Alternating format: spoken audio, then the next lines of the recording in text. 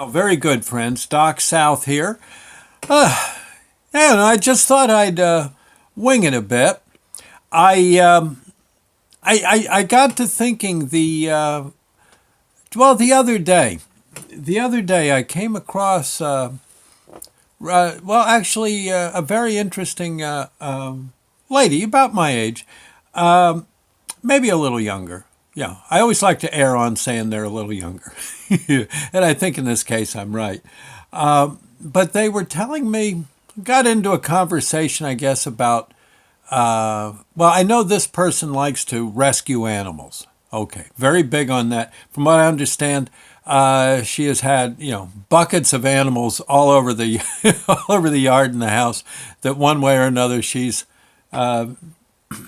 rescued somehow. Again, by hook or by crook, I guess. But a nice person. Oh, anyone that rescues animals, heck, yeah. How can you? Okay, they're wonderful folks. And in this case, now I'm not entirely sure. I know I don't have the details right, but the gist of it, yes. They came across. I think this lady somehow or another came across a litter of kittens. A litter of kittens.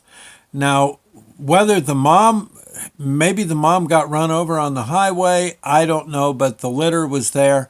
The kittens were they were pretty much abandoned, and it was very, very cold. They were outside, maybe under a coop or, some slightly sheltered spot outdoors.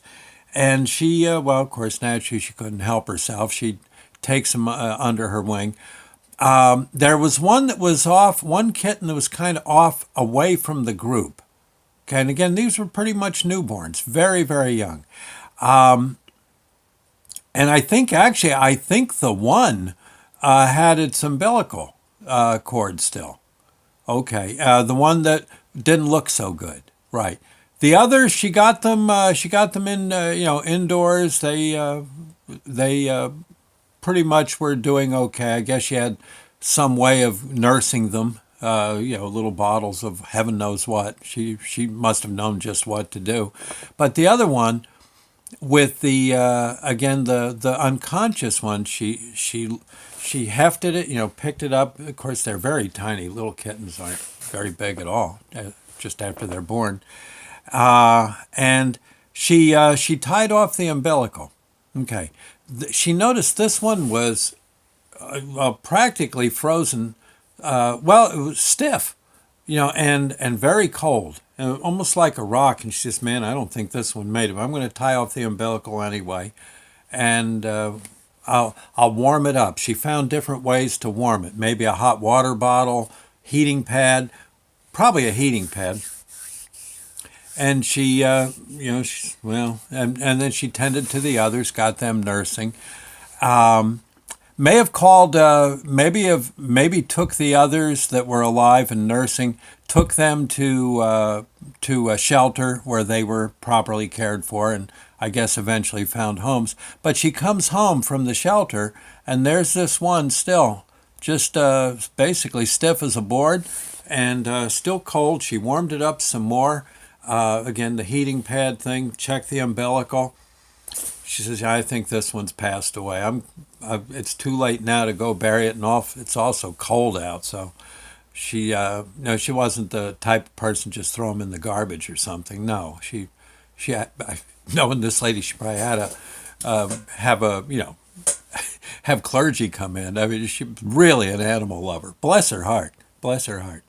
And so she goes to bed and just leaves the poor little critter. I guess she just kind of, how people sometimes do, kind of bundled it up and just, I guess said a prayer and went to bed. Felt good at least that she rescued the little buggers, brothers and sisters. She goes to bed, and when she gets up the next morning, she says, "Oh, I guess I better go. I don't like doing this kind of thing, but I better go. I guess may as well go bury that poor little fella." Oddly enough, guess who's, yep, came to. came to and was running around, not running, but looking around, wondering, where's mom? I'm hungry. Yeah, the instinct, the little bugger came through in the night. Ain't that something? She said, gee, she was almost getting teary eyed. She said, I don't know. It's like a little kitten miracle.